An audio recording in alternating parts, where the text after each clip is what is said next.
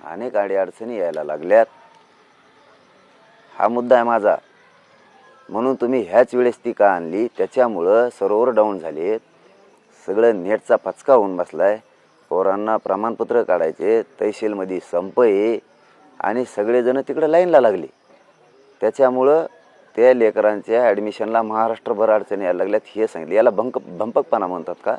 अरे दरेकर तुम्हाला काही कळत नाही का की भंपकपणा कशाला म्हणावं? लेकराच्या डोळ्यातल्या पाण्याला म्हणावं का? हां, त्याच्यात तुमचं लेकरू असतं तर किती वाईट झालं असतं, किती वाईट वाटलं असतं, किती त्रास तुम्हाला झाला असता. मला मराठ्यांच्या पोरांना त्रास झाला की मला वेदना होत्यात, म्हणून मी बोलतो. आणि दरेकरचं तर नावं नव्हतं घेतलं. ते आम्ही दरेकर भाऊ म्हणतो, ते दुसरा लाड भाऊ म्हणतो. आणि तुम्हाला कधी बोलतो आम्ही? तुम्ही आम्हाला बोलल्यावर, आधी नाही. तुमच्यावर थुकत नाहीत, आम्ही थुकत सुद्धा नाहीत. आधी आम्ही नाव बी घेत नाहीत तुमच्या तोंडावर कसली आहेत तुम्ही काय आहेत. आम्ही आम्हाला बोलल्यावर, माझ्या जातीला बोलल्यावरच बोलतो. आता उघडे पडे बरं दरेकर तुम्ही. समाजाच्या नजरेतून तुम्ही आता उघडे पडे. तुम्ही एका लेकराच्या डोळ्यातल्या आलेला पाण्याचा अपमान केला, म्हणजे समस्त महाराष्ट्रातल्या मराठा समाजाच्या लेकरांचा तुम्ही अपमान केला आहे. त्यामुळे तुम्ही आता मराठ्यांच्या नजरेतून 100% उघडे पडले.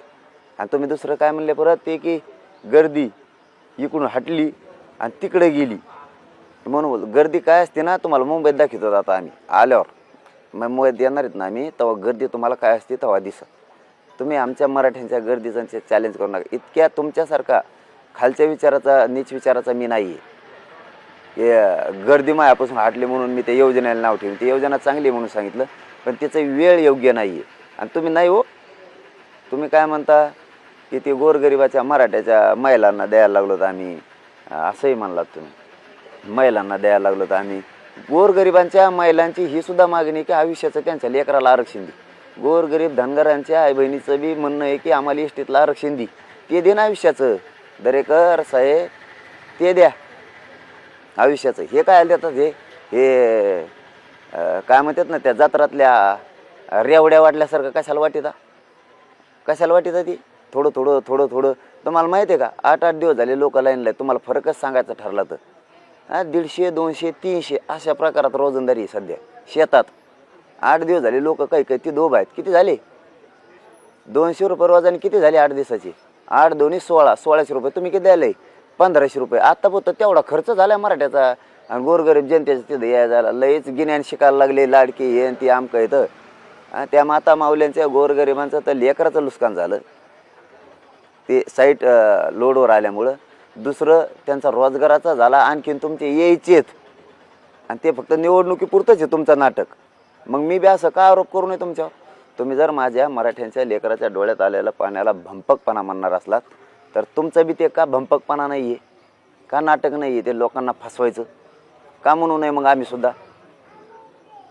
ही चाल तुमची चांगली नाही आणि आम्ही तुम्हाला दोष देतही बी नाहीत आता इथून पुढं. हे सगळं देवेंद्र फडणवीस घडवून आणते. देवेंद्र फडणवीसांशिवाय एकाची भाजपमधल्या टप्पर नाही. अजित पवार गटाची नाही आणि शिंदे साहेबाच्या गटाची टप्पर नाही बोलायची. तर तुमच्या पक्षातल्याचे तर नाहीच.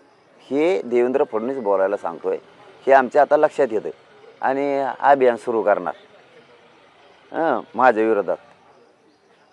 विरोधात दरेकर तुम्ही अभियान सुरू करणार. अरे बाबा दरेकर साहेब, मोठा तज्ज्ञ आहे तुम्ही, माहिती आहे आम्हाला, लय मोठा तज्ज्ञ आहे. क्रांती मोर्चाचं नाव घेतलं, त्यात तुम्ही ठोक मोर्चाच घेतलं. पडद्या मागून मी असतो असं म्हणलं तुम्ही. संपेलन क्रांती मोर्चा तुम्ही 7-8 जण आहेत त्याच्यात. ठोक मोर्चा बी संपेलन तुम्ही. पडद्यामागचे आहेत ना तुम्ही संपेला. गोरगरीब तिथं काम करणाऱ्या लोकांवरती काय समन्वयकावर तुम्हीच आरोप केले.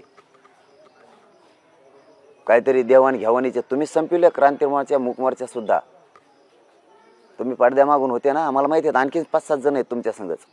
तुम्ही एकटे नाहीत. तुम्हाला वाटत असन मी लय शान आहे, मागून लय संभळितो. सगळं माहिती आहे तुमचं.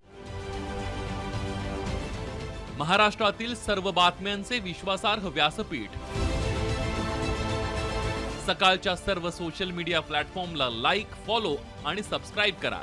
तसंच सर्व नोटिफिकेशनसाठी बेल आयकॉन प्रेस करायला विसरू नका.